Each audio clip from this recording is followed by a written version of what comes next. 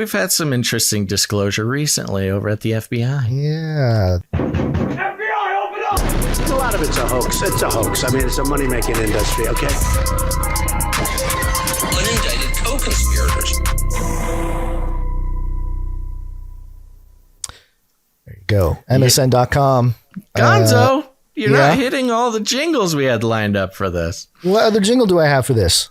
I don't know, man. It's written right there on our notes, but that's okay. We can just go right into it. Oh, okay. This Yeah. from Here we go. MSN.com. So you see, I also call myself a Christian nationalist, and that's not a bad word. Wash your mouth out with soap.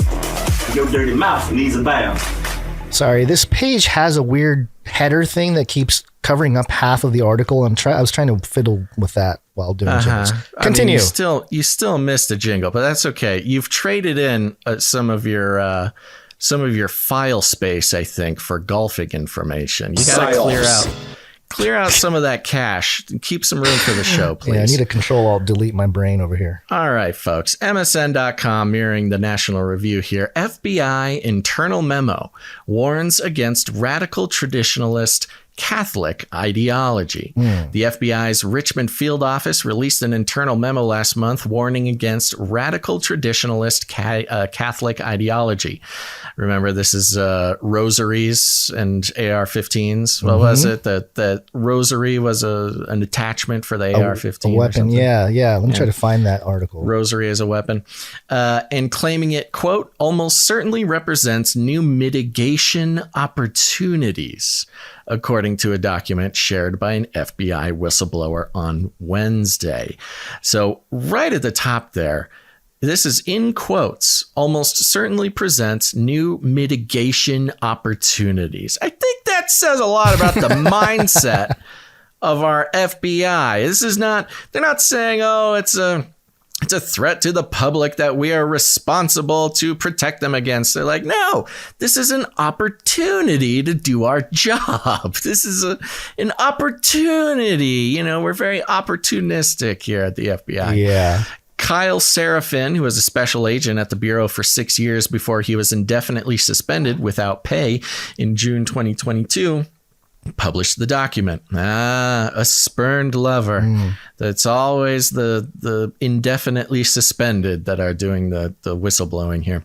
Quote, interest of racially or ethnically motivated violent extremists in radical traditionalist Catholic ideology almost certainly presents new mitigation opportunities on uncoverdc.com. Quote, in making this assessment, FBI Richmond relied on the key assumption that racially or ethnically motivated extremists will continue to find radical traditionalist Catholic, or RTC, ideology attractive and will continue to attempt to connect with RTC adherents, both virtually via social media and in person at places of worship, the document from January 23rd states.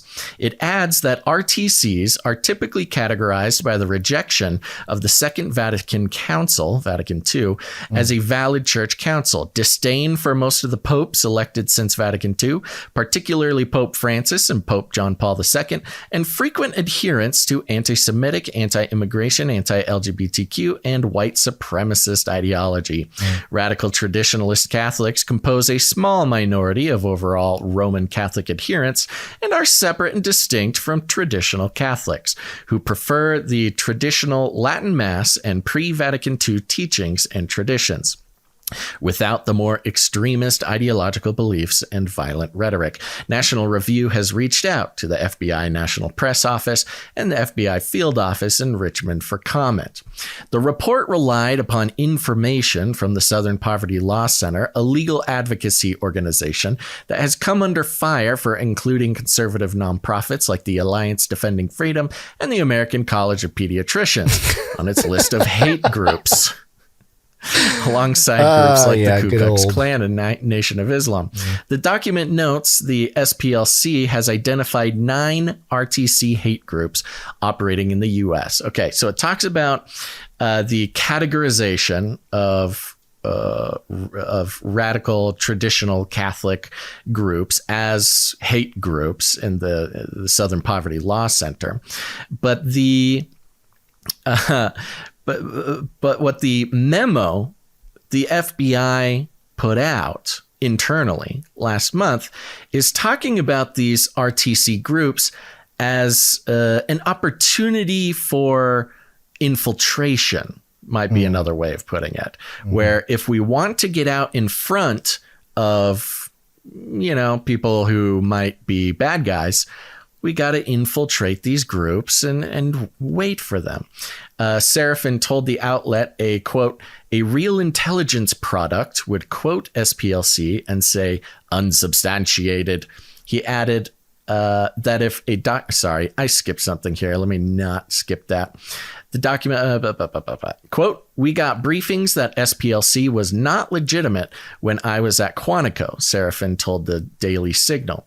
Serafin told the outlet, quote, a real intelligence product would quote SPLC and say unsubstantiated. He added that if a document were to cite Salon, as the leaked document does, it would need to cite a separate, quote, source on the other side. George Hill, a former supervisory intelligence analyst for the Bureau, told the Daily Signal the report is poorly sourced from sources who use unsubstantiated data to draw their own conclusions and not in compliance with FBI publication guidelines. So it's being pointed out here that the memo that was going back and forth in the FBI was poorly put together. Think of like a Steele dossier. I mean, have we thought of any other scandals in recent years where the FBI put a report together saying someone may have been connected with, I don't know, Russia and the Kremlin and perhaps a puppet of Putin, and turns out that that report was completely fabricated? Yeah, it kind of seems to be in the handbook for the FBI. Quote, they would have had to either change the guidelines since I left that you can now use the SPLC or the author and their supervisor who approved the final document knowingly violated the Directorate of Intelligence guidelines. Hill added, explaining that the Directorate previously excluded the SPLC from reports because, quote, there was no analytical rigor or basis for the majority of their assertions that they would write about on their website. So the Southern Poverty Law Center, considered to be a non-approved source, an unofficial, non-reliable source to use for information to, consider a whole group of people, a group of terrorists or hate groups. And the FBI previously had this in their instructions. If you're going to write a report about a group that's bad, you're going to need to use a lot more reporting and sourcing than just the Southern Poverty Law Center. Specifically, the Southern Poverty Law Center was excluded from being able to, be a reliable source. And something happened in the FBI where those standards for quality report putting togetherness. It's hard because reporting, like journalism, is not what we're talking about. We're talking about reporting as in documents to convince other FBI agents that certain groups are terrorist sects or something. Yeah. So anyways, it was all based on the Southern Poverty Law Center, as we know, is not necessarily the most reliable place to learn which people to hate in this country. And the FBI was basically more or less just taking orders from the Southern Poverty Law Center. Yeah. Now, this... I was just going to say, I did find that article that you mentioned. It's from The Atlantic back in August of 2022. How extremist gun culture is trying to co-opt the rosary. That was the article. Yes. Tying in the Christian nationalism. It was a big moment on Twitter for a couple days, showing the rosary as a weapon of mass destruction. I think there was even a quote that called it that. Now, let's jump over to the Daily Caller really quick, because we have a headline: FBI to retract Catholic infiltration memo, conduct internal review. Whoopsies. They got called out on it. We're sorry. The FBI is retracting redacting a leaked document that advised the Bureau to infiltrate groups of traditionalist Roman Catholics who the assessment claimed were at risk of committing acts of extreme violence, the Daily Caller has learned. The FBI tells the Caller that the document put forward by the Richmond field office, quote, does not meet the exacting standards of the FBI, and that the Bureau will be conducting an internal review. And it goes on, the FBI trying to defend themselves. This makes me wonder, there is a pretty strong connection with the origin of the CIA and the Catholic Church and the Vatican in World War II. And there's some heavy history there. The CIA, they used to call it Catholics in Action. Right, was right. Kind of the joke name for it in Washington. And I'm wondering if the CIA, are kind of trying to create or use the FBI to either, I don't know, it's kind of like using the FBI as the scapegoat. I'm not trying to defend the FBI here, but it almost seems like this is by having leaks like this and stuff, and the Atlantic article and just all put together, it almost seems like a self-fulfilling prophecy here. There's some kind of magic trick that they're pulling on the public, where this is going to make a lot of Catholics, just regular Catholics, angry at the FBI, right?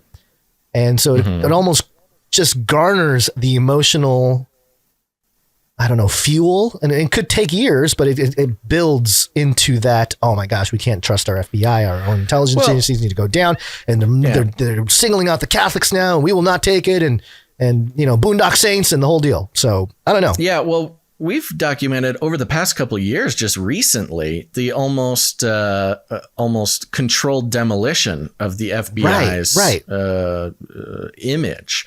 I mean, it's been we actually just went through a little bit of a lull, but this is another pretty heavy comeback for the anti-FBI sentiment. Yeah, so so that's what it is. It's kind of like by making this known and out there, it garners the emotional response, which then creates the actual radicalists that the intelligence or the lizard people have always wanted. So either way, they kind of get their thing, and they have to almost create the sentiment. So it's a very interesting. Are you saying the FBI, the CIA wants to take maybe down not the CIA? FBI? Maybe, I don't know. I feel like there are, there are a bunch of people that work at the FBI that aren't just like evil people trying to worship Satan or control people. I think it's a small group of people that are really doing some nasty stuff. And so it just makes me wonder, who's really behind all that. So anyway, very, very interesting. Yeah. Back to this article here, quote, upon learning of the document, FBI headquarters quickly began taking action to remove the document from FBI systems and conduct a review of the basis for the document, the agency told the Caller. Now listen to this. This is the funniest sentence that has ever been printed. Hold in on, American journalism. You cut out for a few seconds there. It's too bad that it's so poor today. I don't know. I was just reading the thing. Here's the funniest sentence that you will ever see printed in American journalism. You ready? Okay. Mm-hmm. Quote, the FBI is committed to sound analytic tradecraft and to investigating and preventing acts of violence and other crimes while upholding the constitutional rights of all Americans, and will never conduct investigative activities or open an investigation based solely on First Amendment protected activity. Oh, wow. Well, this comes as a surprise to me because it seems like that's almost explicitly what you've been doing in recent history. I like the words. Yeah. They're agreeable words. The document showed that the FBI's field office in Richmond was considering infiltrating groups of traditionalist Roman Catholics who prefer the Latin Mass, and whistleblower revealed on Wednesday. Then it kind of goes into some more stuff there. But when it comes to the rise of the idea of Christian nationalists being the biggest threat to the country, which, as we've seen, has been almost entirely a media-created threat. Yeah. And, of course, we know intelligence agencies have pulled the strings of American media. So what this does more than anything is show that the Christian nationalism threat to America almost certainly sort of propagated in the intelligence community before making it to the mainstream media. Right. So it's sort of, it's built into the worldview. It's built into the lenses that they must go out and look for the problem now. Yeah, So it's sort of on display. It's Yeah. on display that things like, anti-Christian sentiment and the threats that Christians can, pose to the community is almost explicitly created and propagated by what someone might call the deep state. I don't know who, somebody might call it that. But it's just very interesting to watch. The Daily Caller did do the article is much longer, but you kind of get the gist there. You can check out all of these sources if you're on our newsletter. We send out a newsletter before every show where you get all the links to everything we cover on the show. It's excellent for referring back to if you want to go read an article or have it there available at your fingertips if you're having conversations with, I don't know, normies or whatever. So you can sign up for the newsletter by going to canarycry.party.